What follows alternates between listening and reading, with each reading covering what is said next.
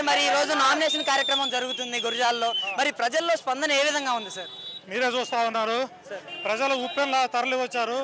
ఆంధ్ర రాష్ట్ర ప్రజలు జగన్మోహన్ రెడ్డి గారి మీద నమ్మకానికి ఇది ఒక మచ్చుతరంగా కూడా ఈ సందర్భంగా మీకు తెలియజేస్తా ఉన్నాను. మరి ఉప్పెన్లో చంద్రబాబు నాయుడు, తెలుగుదేశం పార్టీ, ఎన్డీఏ కొట్టుకొని పోతాయని చెప్పి కూడా ఈ సందర్భంగా తెలియజేస్తాం. మరి మనం మొన్న చంద్రబాబు సభలో చూసుకుంటే జగన్ ఒక బచ్చ నాకిందనేసి మాట్లాడటం జరిగింది. మరి ఎలా ఉండబోతుంది అంటారు సార్? 171 సీట్లతోటి ఆంధ్ర రాష్ట్రాన్ని ముఖ్యమంత్రి పదవితో చేపట్టిన జగన్మోహన్ రెడ్డి బచ్చా అయితే 23 సీట్లు తీసుకున్నటువంటి చంద్రబాబు నాయుడు ఉంటారు. మీ ఊహకు తెలియజేస్తామని చెప్పి కూడా తెలియజేస్తా ఉన్నాను సార్. మరి ఎర్రబద్దినేని శ్రీనివాసరావు గారికి ప్రజలు స్వచ్ఛందంగా వచ్చారు, కాస్మహేష్ రెడ్డి డబ్బులు ఇచ్చి పిలిపించారు జనాలు అనేసి మాట్లాడుతున్నారు కదా. డబ్బు టీడీపీ అయితే ఓటు జగన్మోహన్ రెడ్డి అని చెప్పి కూడా ఈ సందర్భంగా తెలియజేస్తా ఉన్నాను. జగన్మోహన్ రెడ్డి, వైఎస్ఆర్ కాంగ్రెస్ పార్టీ ఎప్పుడు కూడా పేదల పక్షమే. ఈ ఎలక్షన్ పేదలకి, ధనమదాంతులకి జరుగుతున్నటువంటి ఎలక్షన్ అని చెప్పి కూడా ఇప్పటికే మా అధినేత ఎన్నో సందర్భాల్లో తెలియజేస్తున్నాడు. ఇవాళ పేద ప్రజలు, బడుగు బలహీన వర్గాలు, ఎస్సీ ఎస్టీ బీసీ మైనార్టీల జీవితాల్లో వెలుగులు నిండటం వల్లనే, సామాజిక న్యాయం జరగడం వల్లనే ఇవాళ ఈ ప్రజా వెలువ ప్రతి కార్యక్రమంలో కూడా మనం గమనిస్తా ఉన్నాం అని చెప్పి కూడా ఈ సందర్భంగా తెలియజేస్తాం. సార్ ఫైనల్ గా జగన్మోహన్ రెడ్డి గారికి 175 నియోజకవర్గాలకు సంబంధించి ఎన్ని నియోజకవర్గాలు గెలిచే అవకాశం ఉందంటారు? 175 నియోజకవర్గాల్లో పోటీ చేస్తుంది ఒక్క జగన్మోహన్ రెడ్డి అని చెప్పి కూడా ఈ సందర్భంగా తెలియజేస్తా ఉన్నాం. మీ నియోజకవర్గానికి సంబంధించి కాస్మహేష్ రెడ్డి గారికి ఎంత మెజార్టీ వచ్చే అవకాశం ఉందంటారు? 50,000 మెజార్టీతో కాస్మహేష్ రెడ్డి గురజాల చరిత్రని తిరగరాబోతున్నారని చెప్పి కూడా ఈ సందర్భంగా తెలియజేస్తాం. Thank you so much sir. నా పేరు మేసారి సీను. నేను పొలం పని చేస్తాం.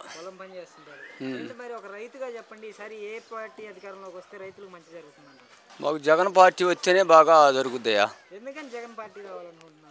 ఎందుకని అంటవా, ఇప్పుడు వాళ్ళు ఉండా లేకపోయినా మరి ప్రభుత్వం నుంచి పథకాలు వస్తున్నాయి.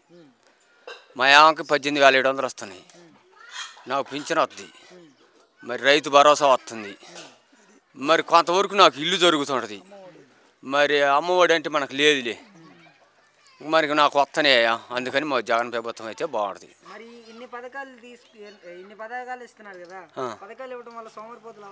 సోమరపోతులు ఊరికి అట్లా మేము బంగారం వాళ్ళు చేసుకుంటూనే ఉన్నాం. సోమరపోతులు ఇంటికాడ ఉంటున్నాం, పనికి పోతూనే ఉన్నాం కదా. అవన్నీ మాటలు. చంద్రబాబు నాయుడు గురించా? ఆయన గురించి మనకెందుకు, అవన్నీ బెత్తర మాటలు. అవన్నీ బెత్తర మాటలు అండి. నేను అదిగో ఆ సొక్కలు చూపిస్తానంటాడు, అది చూపించేయలేదు, పెట్టేయలేదు అంతే.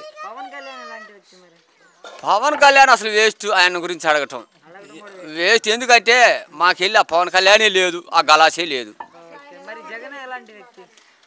జగన్ పులి అట్టాటోడు, మాట ఇచ్చిందంటే ఇంకా తప్పేది లేదు. ఇచ్చేటప్పుడే జాగ్రత్తగా ఎత్తుడు, మనం ఇయ్యగలుగుతామా లేదా. ఇప్పుడు మన ఇంట్లో కొండలో భూ ఉంటేనే మనిషిని పిలిచి పెట్టగలుగుతాం. ఆయన కూడా మన రాష్ట్రంలో బడ్జెట్ ఎంత ఉందో ఆయన మనం ఇచ్చేవరకే పథకాలు పెట్టిండు, అంతవరకు ఇస్తుండు. అన్ని బాగానే ఉన్నాయి. గెలుస్తాడు జగన్, ఖచ్చితంగా జగనే. మన మొత్తం బాగా చేశారు అందరికి.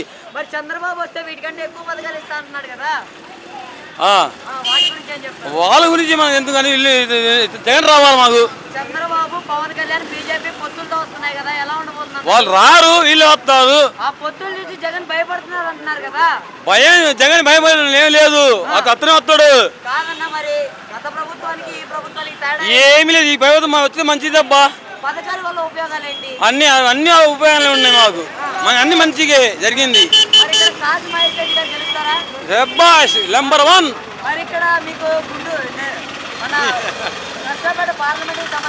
అన్ని బాగానే ఉన్నాయి, ఏమి లేదు. జగన్ రావాలా?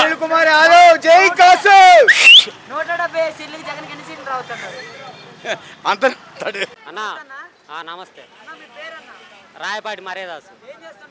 నేను పొలం పని చేస్తా, వ్యవసాయం.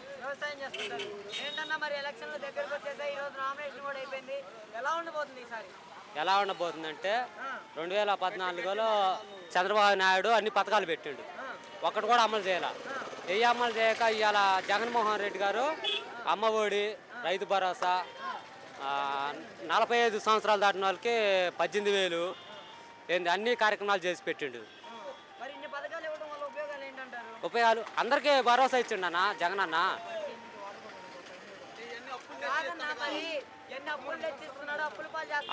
అప్పుల పాల అప్పుడు చేయలేదా అన్న? ఒక మాట, ఇప్పుడు చంద్రబాబు నాయుడు అప్పులు పెట్టలేదా? ఆయన అప్పుడు పెట్టలేదా? అప్పులు పెట్టలేదు ఆయన. అప్పులు పెట్టకుండా ఓడు చేయడు తేలేదుగా. ఆ పథకాలు కూడా పెట్టలా. ఎవరు? మా జగన్ ఎత్తుడు ఆయన ఏడు. ఆయన మీద నమ్మకం లేదు మాకు. మహేష్ రెడ్డి గెత్తుడు ఎక్కువే వద్దు మెజార్టీ. రాజధాని అమరావతి ఆగిపోతే నేను చెప్పేదట్రా 3 రాజధానులు పెట్టిండు జగన్ అన్న. ఎవరికి అన్యాయం చేయకూడదు. 3 రాజధానులు పెట్టిండు. అది కూడా కాదా? ఇప్పుడు అయిపోయిందిగా. అట్ట కాదన్నా, అయిపోయింది కాదు అది. ఇప్పుడు అయిపోయింది అది. అయిపోయింది. ఇప్పుడు 3 రాజధానులు. ఇప్పుడు జగన్ అన్న 175కి 160 సీట్లు వస్తాయి. నమస్తే బాబాయ్. ఎస్కే కాసిం. నేను టీడీ బండలు కొడతా. బండలు నా ఎంట కూడా బీగలేడు.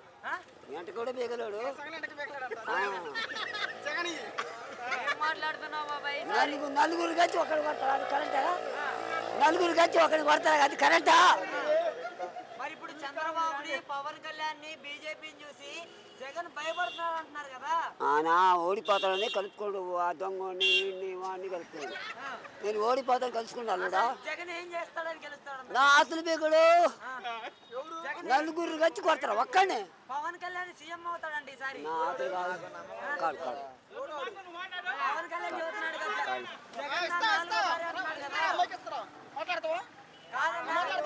జగన్ నా 4వ భార్య అంటున్నాడు కదా.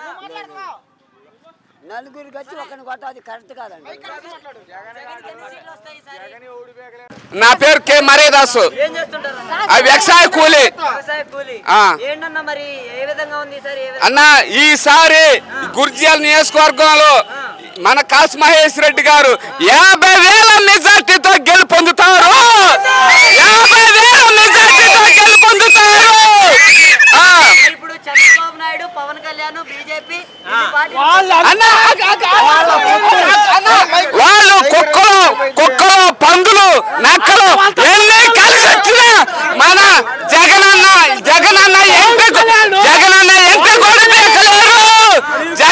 ఎంట కూడా బేకలేరు.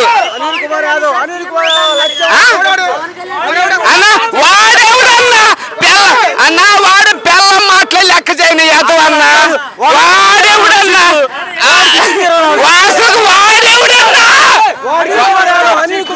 అన్నా చెప్ప అడగన్నా. 170 స్థానాల్లో ఎన్ని స్థానాలు రావచ్చు? 175కి 175. 175. నమస్తే. ఏంటి సార్ ఈ బండికి అసలుకి ఇది స్కూటీ లాగా లేదు, జగనన్న రథం లాగా ఉంది. మొత్తం ఏంటి వైఎస్ఆర్సీపీ పార్టీని దించేశారు ఈ రథం పైన.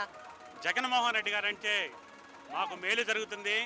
దివ్యాంగుల సైతము జగన్మోహన్ రెడ్డి గారు వస్తేనే మాకు న్యాయం జరుగుతున్న ఉద్దేశంతోనే వికలాంగులందరం కూడా జగన్మోహన్ రెడ్డి గారిని మళ్ళా ముఖ్యమంత్రిగా చేసుకొని మా యొక్క జీవితాల్లో దివ్యాంగులైనా కానీ ఈ రాష్ట్రంలో కానీ దేశంలో కానీ గౌరవంగా బతకడానికి జగన్మోహన్ రెడ్డి గారు మళ్ళా ముఖ్యమంత్రి కావాలి. అదేవిధంగా కాసు మహేష్ రెడ్డి గారు ఎమ్మెల్యేగా, అనిల్ కుమార్ యాదవ్ గారు ఎంపీగా గెలిపించుకోవడం, వికలాంగుల సైతం మేమందరం కూడా మాకు ఆరోగ్యం సహకరించకపోయినా, మా శరీరం సహకరించకపోయినా కానీ జగన్మోహన్ రెడ్డి గారిని ముఖ్యమంత్రి చేయటం, కాసు మహేష్ రెడ్డి గారిని ఎమ్మెల్యే చేయటం, అనిల్ కుమార్ యాదవ్ గారిని ఎంపీ చేయటం ధ్యేయంతోనే, మా ముఖ్య ఉద్దేశంతోనే. సర్వేలన్నీ కూడా టీడీపీ గెలుస్తుంది సార్ అనేసి చెబుతున్నాయి కదా. ఎట్టి పరిస్థితుల్లో కూడా టీడీపీ రాదు. ఎందుకంటే జగన్మోహన్ రెడ్డి గారి నాయకత్వము, వారు ఎట్టి పరిస్థితులు ఎవరికి అన్యాయం చేయాలా, ప్రతి ఒక్కళ్ళు కూడా లబ్ధి పొందున్నారు. అందుకని జగన్మోహన్ రెడ్డి గారిని అవ్వ తాతలు, దివ్యాంగులు, మంచంలో ఉన్న మతి స్థిమితలైన వికలాంగులు కూడా జగన్మోహన్ రెడ్డి గారు ఫ్యాన్ గుర్తు చూపిస్తారు. మీకు తెలిసినంత వరకు చంద్రబాబు నాయుడు పవన్ కళ్యాణ్ ఎలాంటి వ్యక్తులు వాళ్ళిద్దరు? చంద్రబాబు నాయుడు గారు పవన్ కళ్యాణ్ గారు ఎలాంటి వ్యక్తులు అనేది వ్యక్తిగతం గురించి మనకు అనవసరం. ఎందుకంటే జగన్మోహన్ రెడ్డి గారు మాకు చాలా న్యాయం జరుగుతుంది. ఈ రాష్ట్రంలో జగన్మోహన్ రెడ్డి గారు వస్తేనే నిజంగా దివ్యాంగుల సైతము కూడా మేము గౌరవంగా బతకగలమని ఈ సభాముఖంగా తెలియజేసుకుంటూ ఫైనల్ గా జగన్మోహన్ రెడ్డి గారికి 170 స్థానాల్లో ఎన్ని స్థానాల దాకా వచ్చే అవకాశం ఉందంటారు? 175 స్థానాలు వస్తాయని మా నమ్మకం.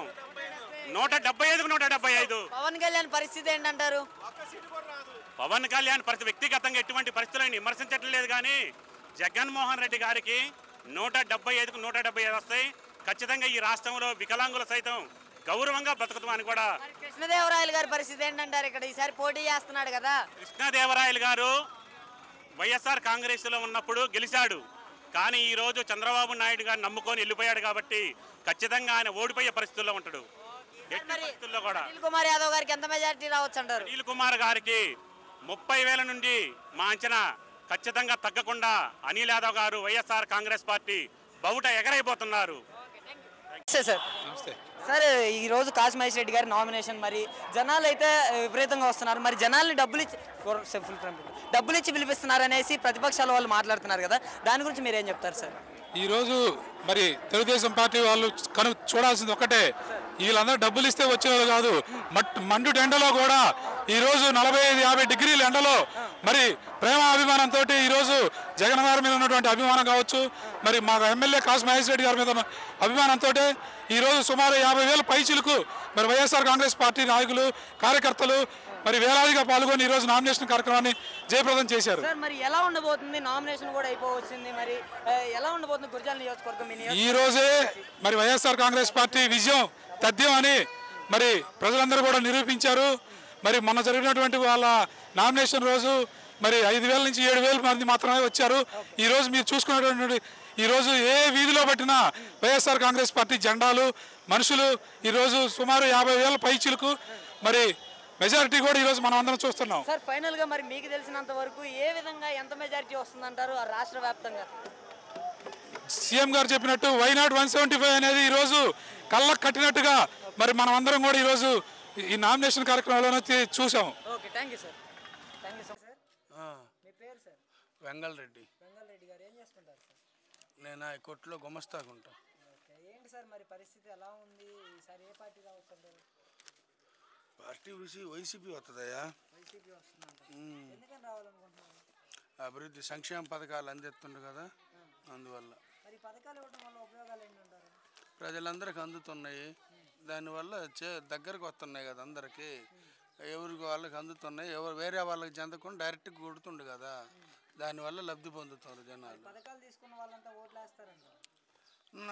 వాళ్ళ సంతోషం మీద వేయొచ్చు కదా అది. మరి ఇప్పుడు చంద్రబాబు నాయుడు, పవన్ కళ్యాణ్, మోడీ ఇంతమంది కూటములుగా వస్తున్నారు, జగన్మోహన్ రెడ్డి సింగిల్గా వస్తున్నారు కదా, ఎలా ఉండబోతుంటారు? ఎంతమంది కలిసినా ఎవరు ఓటు వాళ్ళదేగా, అభిమానం ఉండే కలిసి వేస్తారు.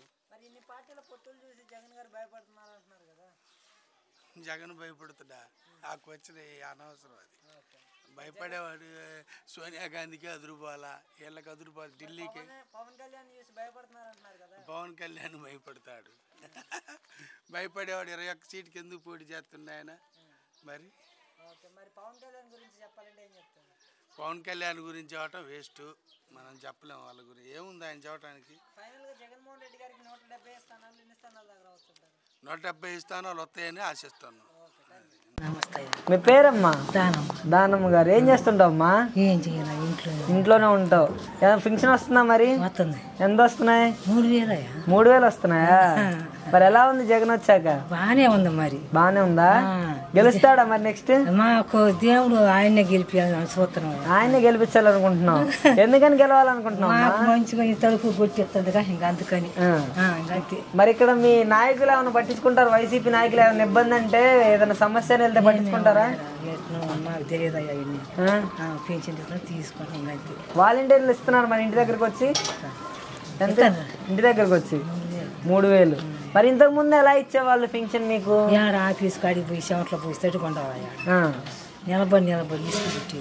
మరి అప్పుడు బాగుందా ఇప్పుడు బాగుందా? ఇప్పుడే బాగుంది అట్లేదయ్యా, ఇప్పుడే బాగుంది. మరి చంద్రబాబు నాయుడు వస్తే వాలంటీర్లను తీసేస్తా అంటున్నాడుగా. ఏమన్నాయా మరి, ఇంకా మా ముసలి ఒకటి కాదు కదా, అందరం ఒకటి ఇంకెత్తే సరిపోతుంది. మరి చంద్రబాబు వస్తే 5,000 పెన్షన్ ఇస్తా అంటున్నాడు. 5,000 కాసి పడితేనయ్యా, ఎందుకు కాసి పడకూడదు? దేవుడు ఎంతవరకు ఇస్తే అంతవరకు తీసి పట్టు మీద. మరి వాలంటీర్లు మీపై దాడులు చేస్తున్నారు, పెన్షన్ సరిగ్గా ఇవ్వట్లేదు అనేసి అంటున్నారు కదా.